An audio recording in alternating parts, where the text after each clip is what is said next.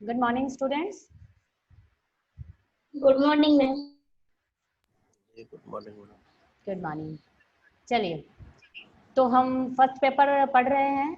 आप सभी को पता है समाजशास्त्रीय चिंतन के मूलाधार। फर्स्ट पेपर में हमने फर्स्ट चैप्टर और सेकंड चैप्टर क्लियर कर लिए हैं, जिसमें हमने समाजशास्त्र के उद्भव और विकास को पढ़ा और औद्योगिक क्रांति को पढ़ा। अब उसी से रिलेटेड हमारा जो नेक्स्ट टॉपिक होगा थर्ड चैप्टर, वो है हमारी फ्रांसीसी और औद्योगिक क्रांति। ठीक है, देखो बच्चों, अब ये फ्रांसीसी और औद्योगिक क्रांति हम पढ़ क्यों रहे हैं, ठीक है, तो उसके पहले आपको उसका बैकग्राउंड ये जानना होगा कि हम इसको पढ़ क्यों रहे हैं। तो सीधी सी बात यह है कि हम समाजशास्त्र के उद्भव और विकास की बात जब कर रहे हैं तो हमने उसमें ये भी पढ़ा था कि औद्योगिक क्रांति और फ्रांसीसी क्रांति का प्रभाव समाजशास्त्र के उद्भव और विकास पर पढ़ा था। ठीक है, तो जब समाजशास्त्र के उद्भव विकास पर इसका प्रभाव पड़ा तो वो क्या क्या चीजें थी वो हमको जाननी होंगी कि ऐसा क्या हुआ था इस क्रांति के दौरान, या यूरोपीय देशों में, फ्रांस में और इस औद्योगिक क्रांति से ऐसी क्या क्या घटनाएं घटित हुई थी, ऐसे क्या क्या विचार बनते थे, या ऐसी कौन कौन सी चीजें या बातें हुई थी जिनकी वजह से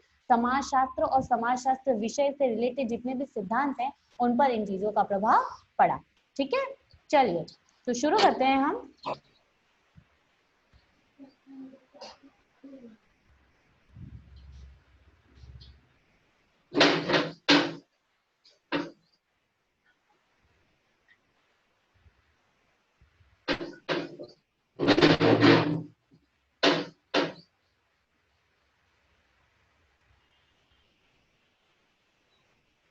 ठीक है, तो आज का आपका टॉपिक है फ्रांसीसी और औद्योगिक क्रांति। ठीक है, आपके इस फ्रांसीसी और औद्योगिक क्रांति का अगर उद्भव की बात करें तो ऑगस्ट कॉम्ट का जन्म तो हुआ था आपका 1798 में, और जो फ्रांसीसी क्रांति हुई थी वो हुई थी 1789 में। मतलब जब फ्रांस का जन्म हुआ उस समय क्रांति हो चुकी थी। तो क्रांति के बाद जो समाज था, कहीं भी कुछ भी किसी भी तरह की युद्ध वाली अवस्थाएं होती हैं या क्रांति होती है या कोई परिवर्तन आते हैं या कुछ विनाशकारी परिणाम अगर होते हैं तो सीधी सी बात है उस समय समाज की व्यवस्था पर उसका प्रभाव पड़ता है। ठीक है, तो समाज की व्यवस्था पर उसका प्रभाव पड़ा था। तो जब कॉम्ट का जन्म हुआ तो कॉम्ट ने जिस समाज में जन्म लिया उस समय उस समाज की स्थिति किस तरह की थी? अव्यवस्थित थी। समाज पूरी तरह से अव्यवस्थित था और समाज की इस अव्यवस्था से ऑगस्ट कॉम्टे परेशान थे। समाज की अव्यवस्था से ऑगस्ट कॉम्टे बेचैन रहते थे और उनका वो ये सोचते थे कि मैं किस तरह से समाज की व्यवस्था को फिर से बना सकता हूँ और फिर से एक तरह से एक व्यवस्थित समाज की स्थापना कर सकता हूँ। तो उनकी इस बेचैनी ने ही समाजशास्त्र को जन्म दिया। ठीक है, उनका ये जो मानना था तो उसके कारण ही उन्होंने लिखा कि क्रांति के परिणाम स्वरूप समाज में जो अव्यवस्था हुई थी उसकी वजह से ही कॉम्ट बेचैन रहते थे, क्योंकि उनको जो विनाशकारी परिणाम थे वो समझ में नहीं आ रहे थे। समाज पूरी तरह से अव्यवस्थित हो चुका था और फ्रांस की इस क्रांति ने समाजशास्त्र को समाज को पूरी तरह से एक तरह से ये कहें कि छिन्न भिन्न कर दिया था। ना ही कोई व्यवस्था थी, ना ही कोई संरचना थी, ना ही किसी तरह से लोग एक दूसरे से कनेक्ट कर पा रहे थे। तो इस अव्यवस्था में रहना और उस समाज में रहकर अपना विकास करना ये नहीं हो पा रहा था। इसलिए कॉम्ट चाहते थे कि समाज की व्यवस्था बने। ठीक है, और इसी के कारण 1838 में समाजशास्त्र की स्थापना हुई। तो उनकी इस बेचैनी ने समाजशास्त्र की स्थापना की कि भाई मैंने आपको बताया था कि जब हम किसी भी समाज की या किसी भी विषय की या किसी भी चीज की बात करते हैं तो हम उसकी सकारात्मक और नकारात्मक दोनों बातों की बात करेंगे। तो जब हम समाज की अव्यवस्था की बात कर रहे थे तो हमें ये देखना था कि ऑगस्ट कॉम्ट ये देख रहे थे कि उस समय समाज की स्थितियां ये हैं, प्रॉब्लम्स ये है या ये समस्याएं आई हैं, इस क्रांति के कारण आई हैं। तो अब इस व्यवस्था को कैसे बनाया जाए, तो उसके लिए उनको समाज की व्याख्या करनी थी, समाज की समस्याओं को जानना था कि समस्याओं के इन समस्याओं के कारण क्या क्या है। और बस यही जो चीजें थी उसने समाजशास्त्र की स्थापना में योगदान दिया। सॉरी। उसके बाद 1760 में आपके औद्योगिक क्रांति हुई। ठीक है, तो 1760 में जो औद्योगिक क्रांति हुई उसके परिणाम स्वरूप इंग्लैंड और यूरोपीय देशों में आमूलचूल परिवर्तन हुए। अब ये आमूलचूल परिवर्तन न केवल घटनाओं में देखे जा रहे थे अपितु विचारों में भी देखे जा रहे थे, सोच में भी देखे जा रहे थे। औद्योगिक क्रांति के कारण लोग गांवों से शहरों की ओर पलायन करने लगे।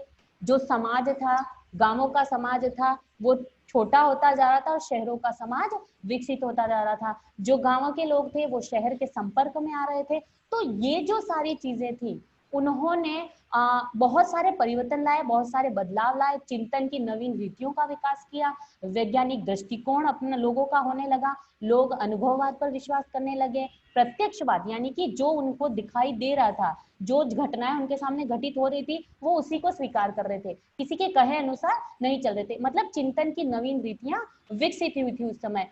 तो हम ये कह सकते हैं कि समाज शास्त्र ही नहीं बल्कि अन्य क्षेत्रों और विषयों में भी प्रगतिशील विचारों का विकास हुआ था और परिवर्तन हुए थे। तो अब मैंने आपको बताया ना कि हम अगर फ्रांसीसी क्रांति और औद्योगिक क्रांति का क्रमबद्ध और व्यवस्थित अध्ययन कर रहे हैं तो उसके पीछे रीजंस क्या है।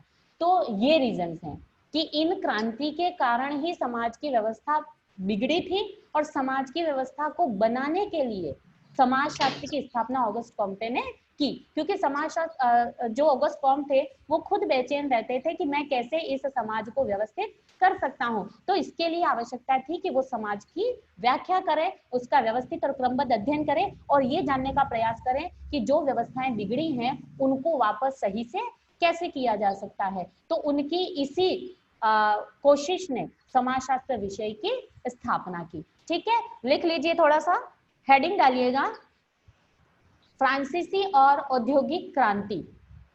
फ्रांसीसी और औद्योगिक क्रांति, फ्रेंच एंड इंडस्ट्रियल रेवोल्यूशन, फ्रांसीसी और औद्योगिक क्रांति।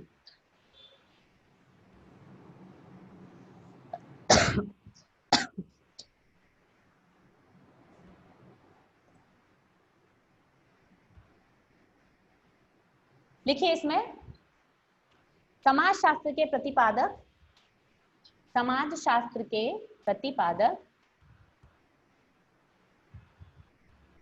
ऑगस्ट काम्ट का जन्म, ऑगस्ट काम्ट का जन्म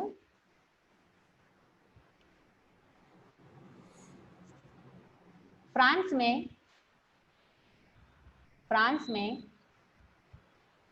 1798 में हुआ, 1798 में हुआ।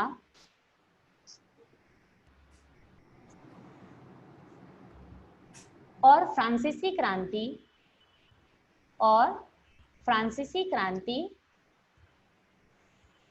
1789 में हुई। फ्रांसीसी क्रांति 1789 में हुई।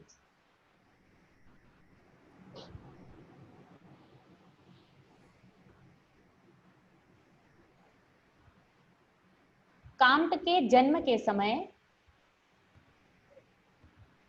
काम्ट के जन्म के समय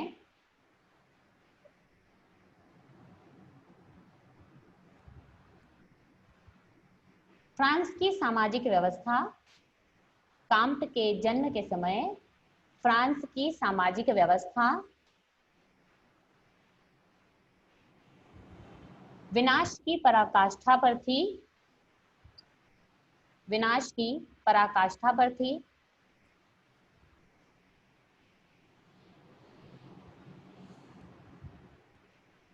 और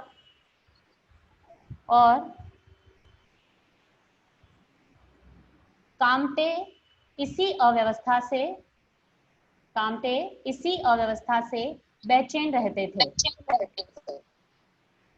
इसी अव्यवस्था से बेचैन रहते थे।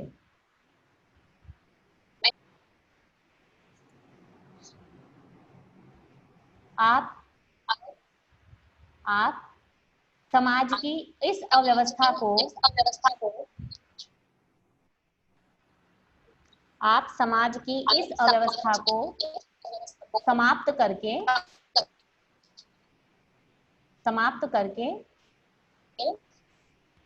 समाज को पुनः स्थापित करना चाहते थे, समाज को पुनः स्थापित करना चाहते थे।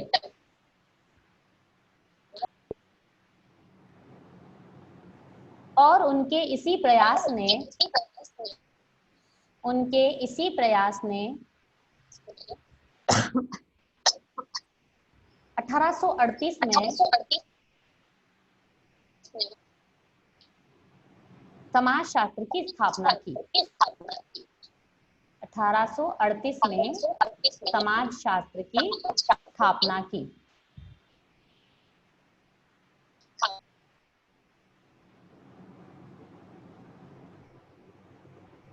ठीक है, ये तो फ्रांसीसी क्रांति की बात है।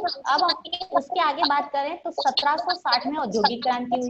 ठीक है, 1760 के आसपास ब्रिटेन में औद्योगिक क्रांति हुई। तो जब औद्योगिक क्रांति हुई तो और इंग्लैंड और यूरोपीय देशों में और आमूलचूल परिवर्तन हुआ, और उस आमूलचूल परिवर्तन का प्रभाव ये पड़ा कि जो सामंत वर्ग, जो किसान वर्ग, ये जो लोग थे, इन लोगों की विचारधाराएं बदली।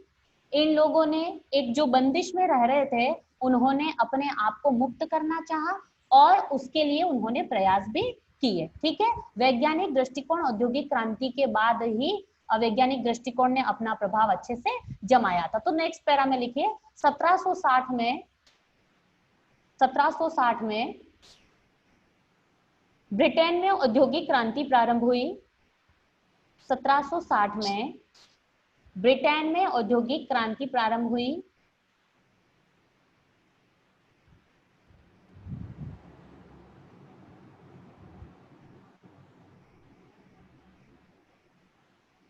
इस क्रांति के प्रभाव से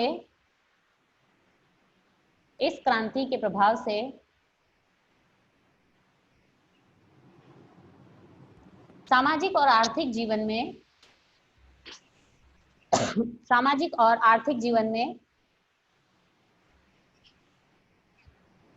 कई परिवर्तन हुए।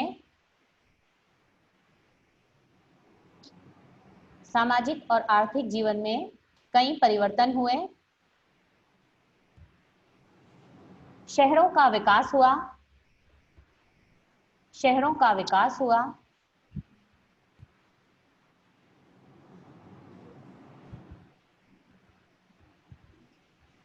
परंपरावादी कृषक समाज में भी परिवर्तन आए।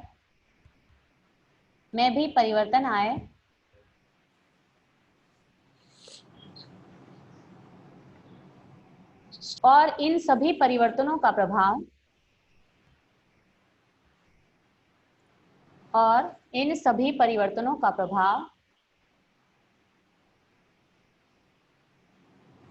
समाजशास्त्र के उद्भव और विकास पर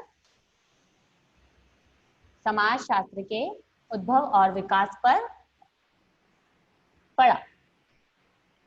समाजशास्त्र के उद्भव और विकास पर पड़ा।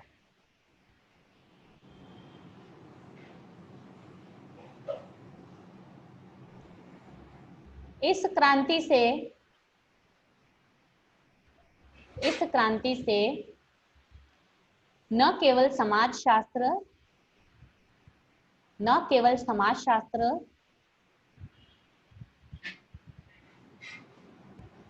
अपितु चिंतन के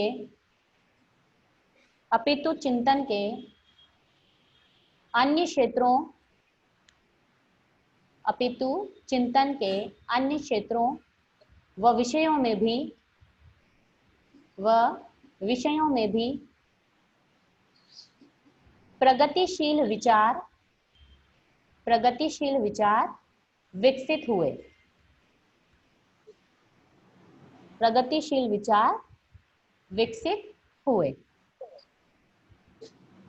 इसी कारण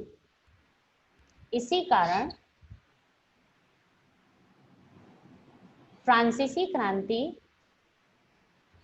और औद्योगिक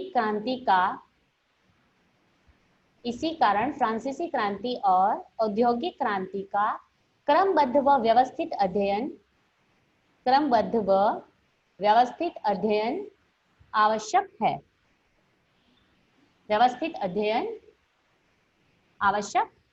है।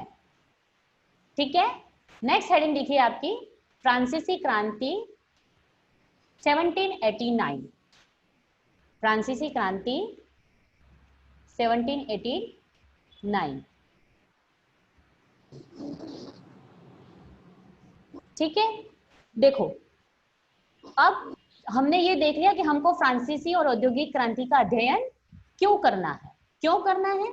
क्योंकि इसका प्रभाव समाजशास्त्र और अन्य विषयों पर पड़ा। ठीक है, प्रगतिशील विचारों पर पड़ा, बहुत सारी चीजें, बहुत सारी बातें ऐसी थी जिनमें परिवर्तन आया, समाज की व्यवस्था में परिवर्तन आया। तो जाहिर सी बात है जिसकी वजह से ये सब हुआ उसके बैकग्राउंड को जानना, उसके बेसिक चीजों को जानना आवश्यक है। तो हम फ्रांसीसी और औद्योगिक क्रांति को इसीलिए पढ़ रहे हैं। ठीक है, अब बात आती है कि फ्रांसीसी क्रांति अगर हुई तो क्यों हुई, किन चीजों के लिए हुई। तो फ्रांसीसी क्रांति जो 1789 में हुई, उसका सबसे पहला कारण तो ये था कि स्वतंत्रता, समानता और भ्रातृत्व की भावना की कमी थी।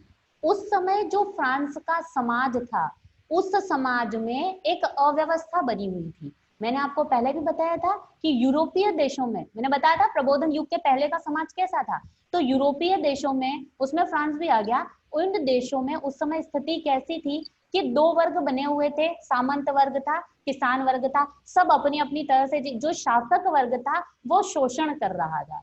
सीधी भाषा में हम समझ रहे हैं, जो शासक वर्ग था वो शोषण कर रहा था। जैसे कहते हैं ना राजा और प्रजा, तो राजा ने जो कह दिया वो सर्वमान्य सत्य।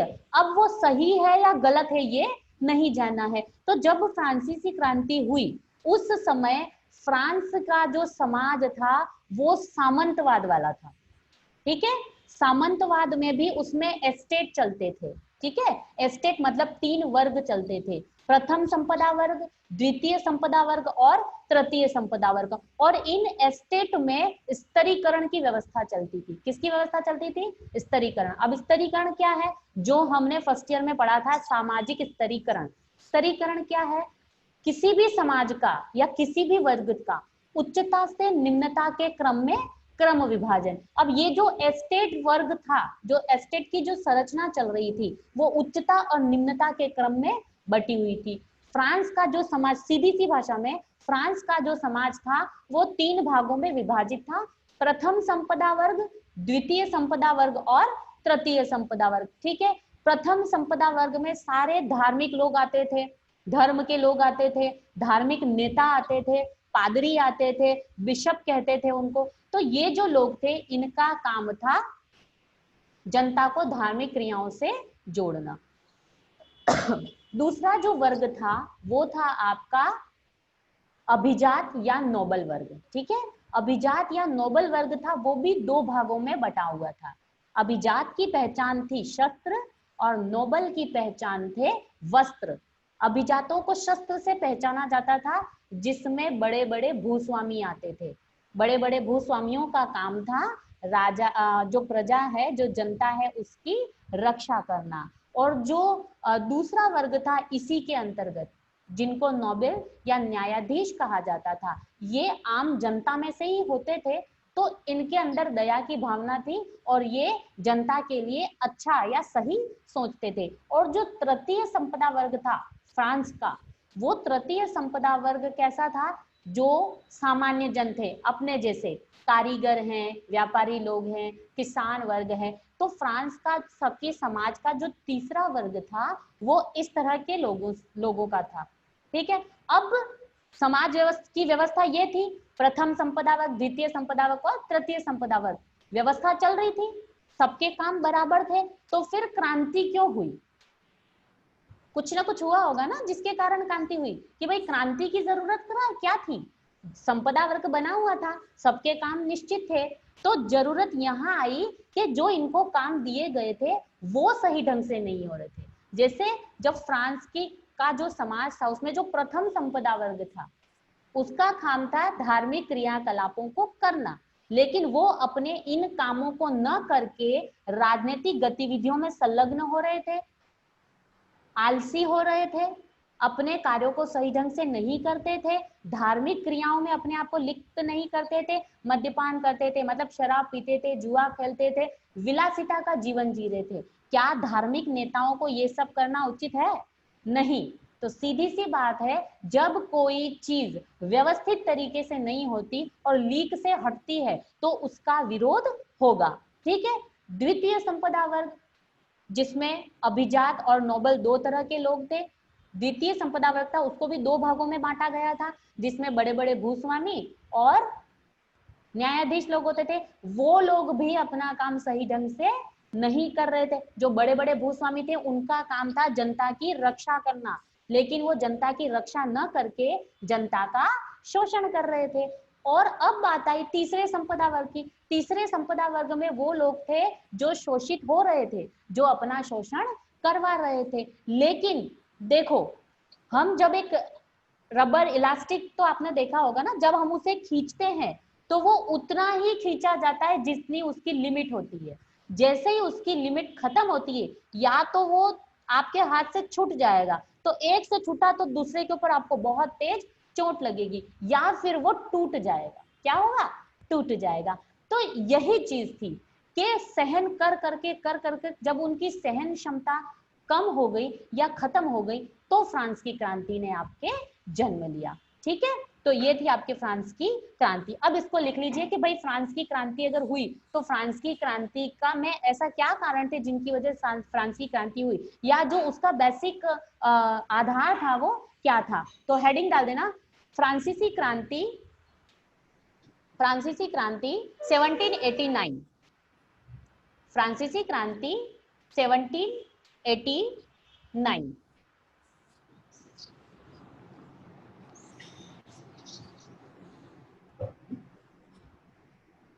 लिखिए इसमें, यह क्रांति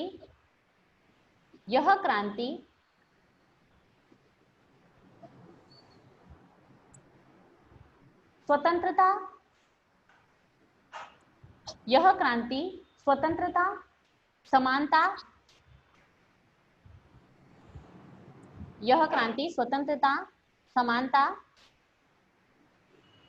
और भ्रातृत्व की प्राप्ति के लिए हुई थी, और भ्रातृत्व की प्राप्ति के लिए हुई थी। भाई हम सबको स्वतंत्र करो, हम लोगों को समानता का अधिकार मिलना चाहिए, और आपस में भाईचारे की भावना का विकास होना चाहिए। ठीक है, तो इन चीजों के लिए फ्रांस की क्रांति हुई थी।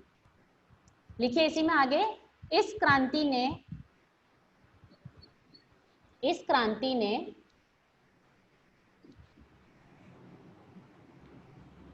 फ्रांस और अन्य देशों पर, इस क्रांति ने फ्रांस और अन्य देशों पर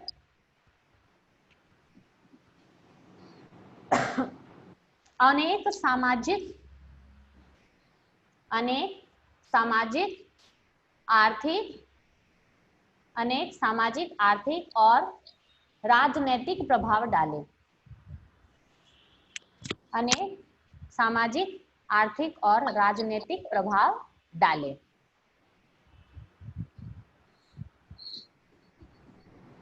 यह क्रांति सामंतवाद के कारण हुई। यह क्रांति सामंतवाद के कारण हुई।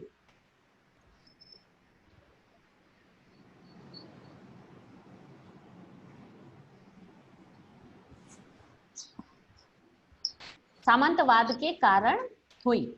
इस क्रांति के पश्चात सामंतवाद का युग समाप्त हो गया। इस क्रांति के पश्चात सामंतवाद का युग समाप्त हो गया।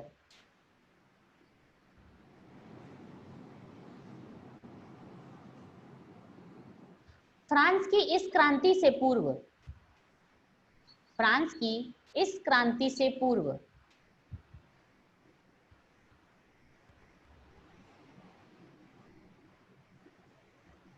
फ्रांसीसी समाज की व्यवस्था, फ्रांसीसी समाज की व्यवस्था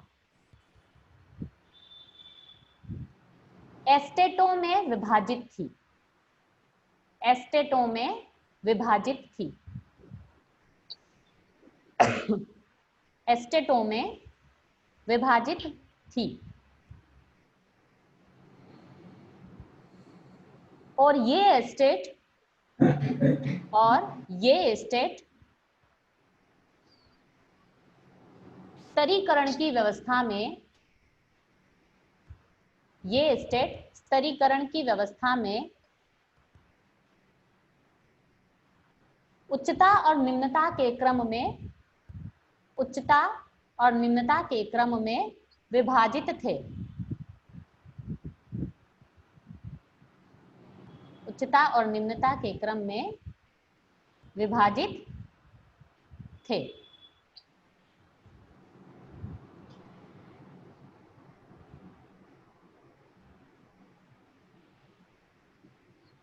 फ्रांसीसी समाज की संरचना को, फ्रांसीसी समाज की संरचना को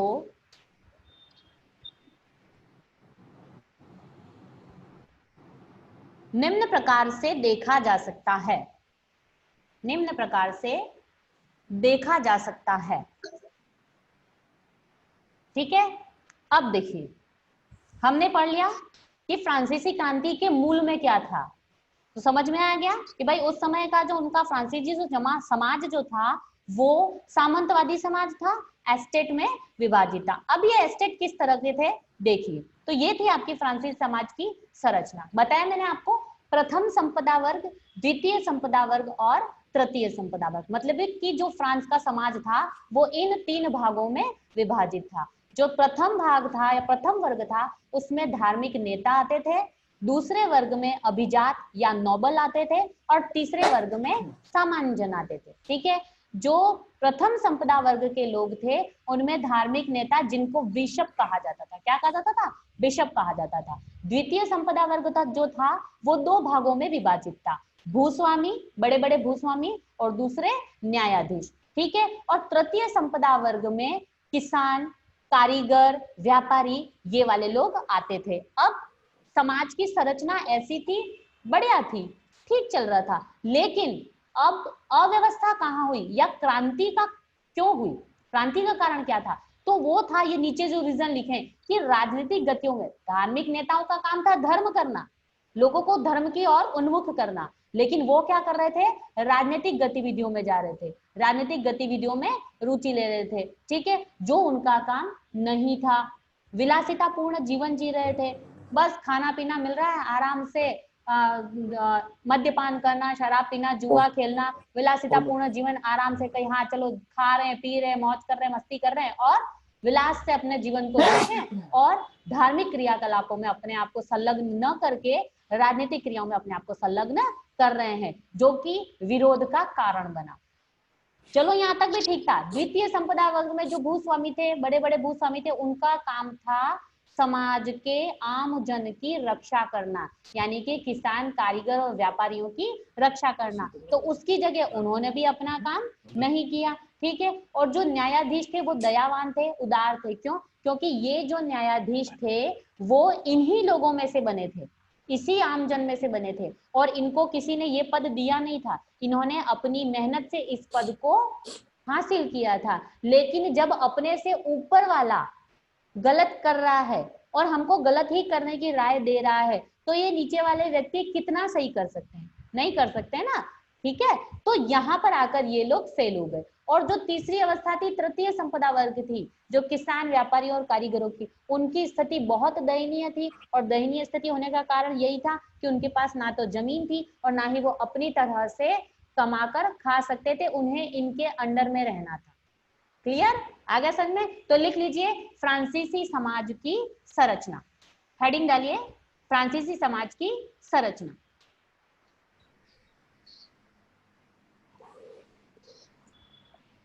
आवाज आ रही है?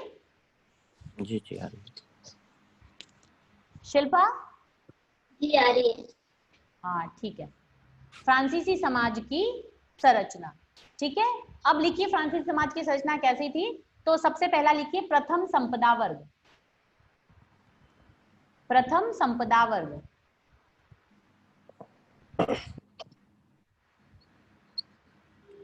समझ में आ रहा है आप लोगों को? जी जी आ रहा है। पक्का, कंफर्म? हाँ जी हाँ जी हाँ, कहीं भी नहीं आता है तो आप बीच में एक बार ऐसे हाथ हिला देंगे तो मुझे समझ में आ जाएगा। तो raise your hand and ask the question. ठीक है, चलिए लिखिए इसमें, फ्रांस के सामाजिक संगठन में, फ्रांस के सामाजिक संगठन में प्रथम वर्ग में धर्म नेता आते थे। प्रथम वर्ग में धर्म नेता आते थे।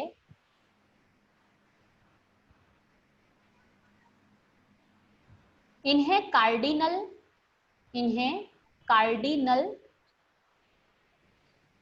आर्क विशव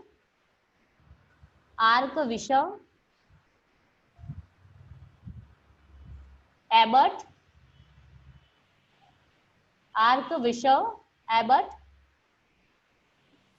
आदि नामों से जाना जाता था।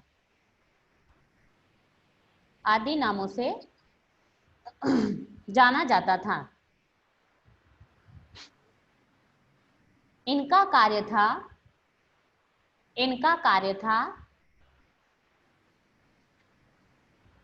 धार्मिक क्रियाकलापों को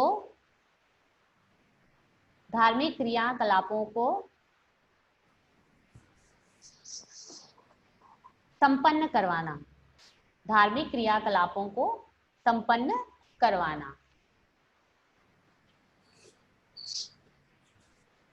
परंतु क्रांति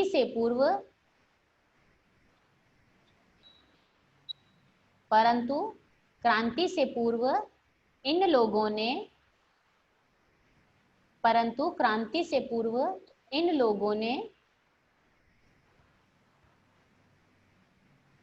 धार्मिक कार्यों के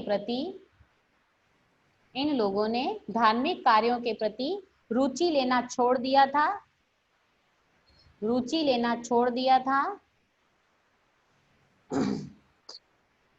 और विलासितापूर्ण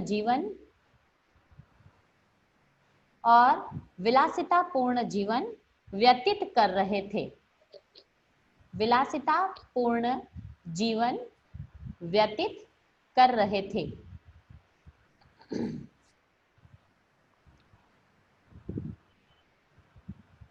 ये लोग राजनीतिक गतिविधियों में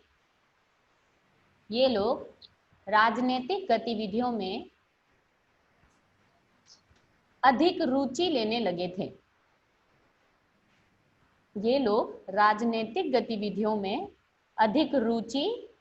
लगे थे।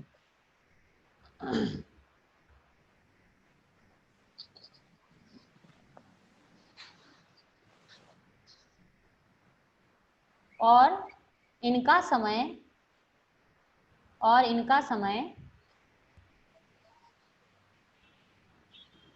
जुआ और मद्यपान में ही निकलता था।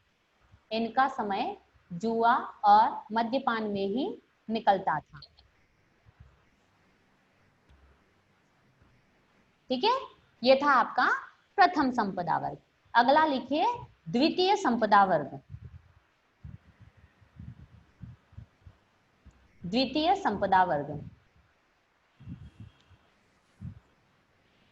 इसमें डैश करके लिखिए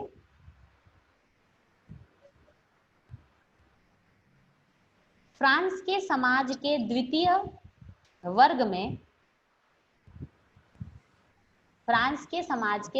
वर्ग में अभिजात या नोबल हुआ करते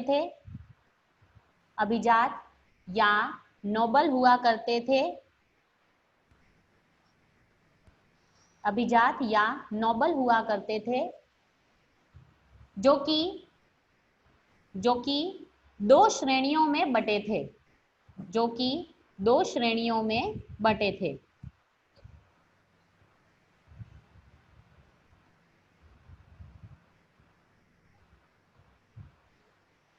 प्रथम श्रेणी की पहचान शस्त्र थे। और द्वितीय श्रेणी की पहचान वस्त्र थे।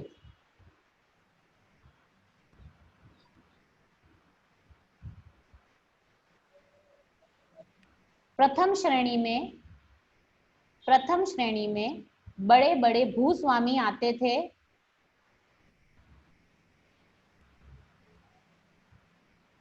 जिनका कर्तव्य, प्रथम श्रेणी में बड़े बड़े भूस्वामी आते थे जिनका कर्तव्य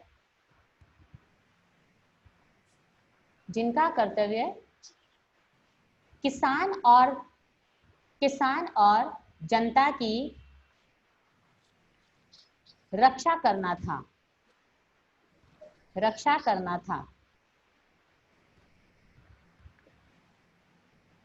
लेकिन ये लोग भी अपने कामों को भुलाकर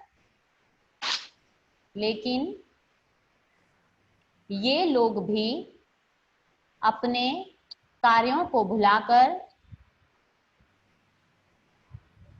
भूमिहीन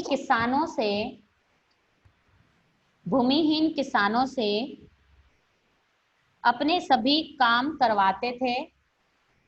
भूमिहीन किसानों से अपने सभी काम करवाते थे और उनका शोषण करते थे।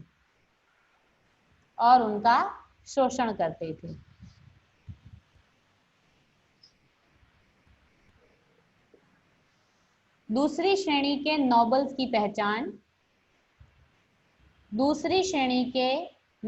पहचान उनके वस्त्रों से थी।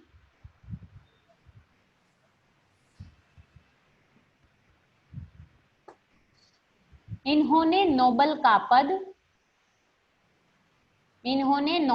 पद अपने प्रयासों से प्राप्त किया था। इन्होंने नोबल का पद अपने प्रयासों से प्राप्त किया था। ये न्यायाधीश होते थे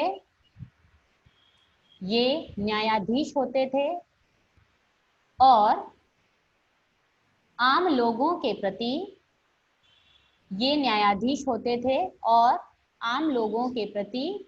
दयावान होते थे। ठीक है, ये थे आपका द्वितीय संपदा वर्ग। अगला लिखिए तृतीय संपदा वर्ग।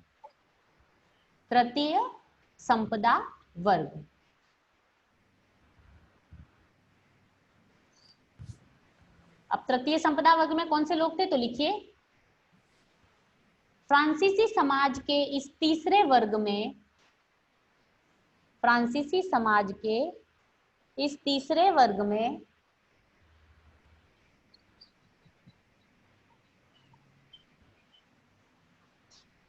उपरोक्त दो संपदा वर्ग से बचे हुए लोग होते थे। फ्रांसीसी समाज के इस तीसरे संपदा वर्ग में उपरोक्त दो संपदा वर्ग से बचे हुए लोग होते थे, जिनमें किसान, कारीगर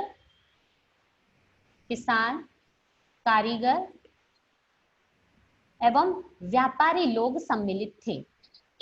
किसान, कारीगर एवं व्यापारी लोग सम्मिलित थे। इन लोगों की स्थिति सबसे खराब थी।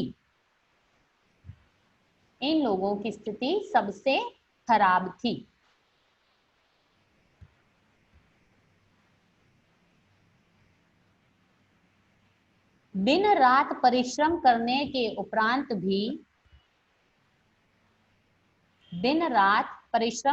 के उपरांत भी मुश्किल से ही ये अपनी आवश्यकताओं की पूर्ति कर पाते थे। दिन रात परिश्रम करने के उपरांत भी मुश्किल से ही ये अपनी आवश्यकताओं की पूर्ति कर पाते थे।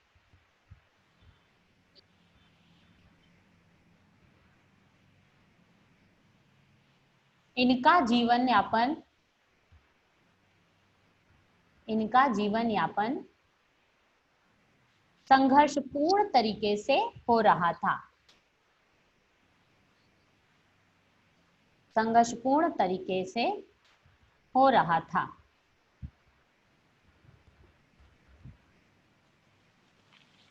ठीक है, आ गया समझ में?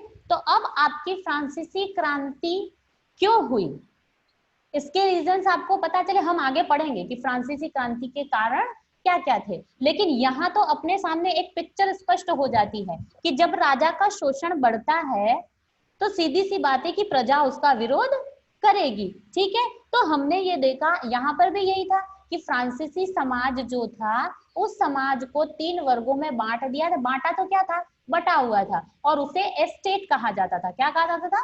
एस्टेट कहा जाता था। ये जो एस्टेट थे वो उच्चता और निम्नता के क्रम में बटे हुए थे कि प्रथम, द्वितीय और तृतीय। तो जो प्रथम जो 2 वर्ग थे, प्रथम संपदा वर्ग और द्वितीय संपदा वर्ग, इन लोगों की स्थिति ठीक थी और इन लोगों का काम था तृतीय संपदा वर्ग की सेवा करना, रक्षा करना, उनके अधिकारों को बचाना। लेकिन यही 2 वर्ग थे जो उस वर्ग के ऊपर अत्याचार और शोषण कर रहे थे। हम उस समय राजतंत्र था, हम आज के लोकतंत्र की बात करते हैं। अगर हमारे आज का लोकतंत्र जनता का शोषण करेगा तो क्या जनता क्या करेगी? सरकार गिर जाएगी ना, सरकार गिर जाएगी। क्यों? क्योंकि जनता में असंतोष व्याप्त होगा। हम केवल राजनीति की बात नहीं करते, हम केवल समाज की बात नहीं करते, हम न केवल किसी एक संस्था की बात करते, हम हर जगह की बात करते हैं। कहीं पर भी अगर कोई व्यवस्था है और किसी सभी के कार्य निश्चित हैं, लेकिन अगर वो कार्य सही ढंग, सही तरीके से, व्यवस्थित रूप से नहीं हो रहे हैं, तो उस व्यवस्था को बिगाड़ने वाले जितने कारण हैं उनका विरोध अवश्य किया जाएगा। ठीक है, उनका विरोध करना आवश्यक है, क्योंकि अगर वो विरोध नहीं करेंगे तो कब तक सहन करने वाला कब तक करेगा? आप किसी संस्था की बात भी ले लीजिए, अगर उस संस्था में 10 लोग हैं, 10 लोगों को अपना अपना काम करना है, 4 लोग तो अच्छे से अपना काम कर रहे हैं लेकिन 6 लोग अपना काम अच्छे से नहीं कर रहे, तो क्या आपको नहीं लगता कि उन 6 लोगों ने जो सही ढंग से काम नहीं किया है उसका प्रभाव ऊपर वो जो 4 लोग हैं उन पर पड़ेगा? पड़ेगा ना।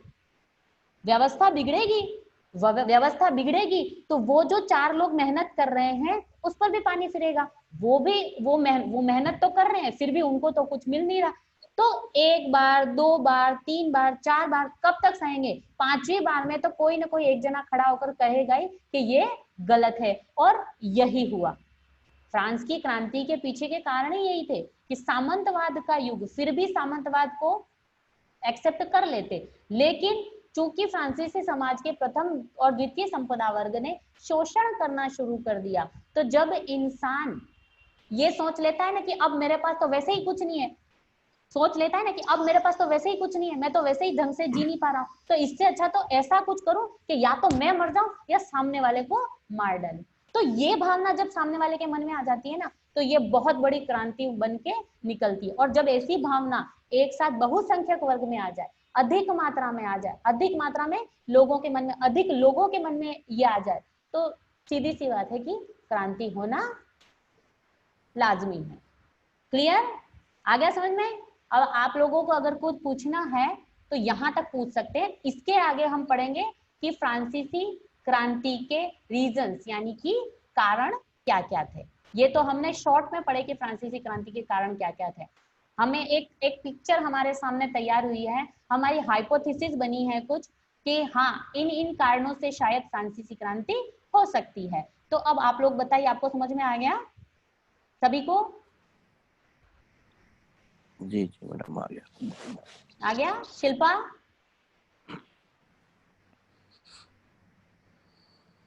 जी। नुज़हत?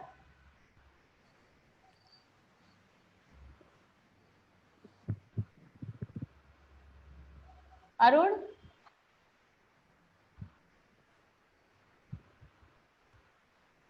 चलिए, आ गया। आ गया ना? चलिए ठीक है, तो फिर यहां तक अगर आपको समझ में आ गया है तो हम नेक्स्ट की क्लास कल लेंगे। ठीक है, कल मतलब नेक्स्ट डे में। ओके, किसी को कुछ पूछना तो नहीं है? नहीं। चलिए ठीक है, okay, thank you so much, good day to all. Okay.